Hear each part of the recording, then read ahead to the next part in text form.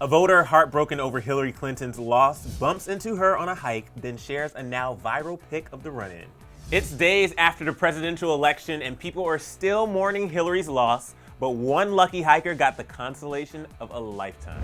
A woman named Margot explained on Facebook that after feeling heartbroken over the election results, she decided to take her daughters on a hike in New York, and while on that hike, she bumped into none other than Hillary and Bill Clinton, who were walking their dogs on the same trail that morning. Margot wrote of the encounter with Hillary, quote, "I got to hug her and talk to her and tell her that one of my proudest moments as a mother was taking my daughter with me to vote for her. She hugged me and thanked me, and we exchanged some sweet pleasantries, and then I let them continue their walk." She ended the post saying that while she's not one to believe signs, she'll definitely count her run-in with Hillary as one.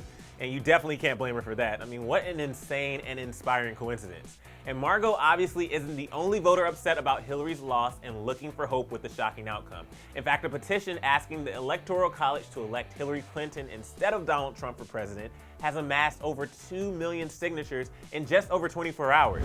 Now, the petition reads, quote, "Mr. Trump is unfit to serve. His scapegoating of so many Americans and his impulsivity, bullying, lying, admitted history of sexual assault, and utter lack of experience make him a danger to the republic." Ugh.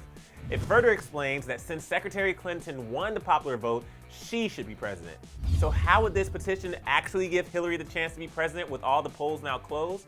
Well, technically, the Electoral College doesn't vote until December 19th, and those electors do have the power to choose Clinton instead of Trump, thus overturning the election's results. So the people who are signing this petition are asking electors to vote against their states in order for Clinton to be the official legal winner. Now, it's definitely a long shot, but it's just one more example of people using democracy to fight for what they believe in.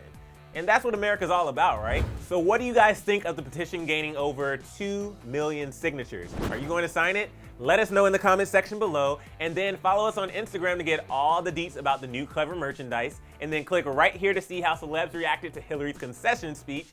And of course, thank you so much for watching Newsfeed. I'm your host, Emil Ennis Jr. You can find me at Emil Ennis Jr., and I'll see you next time.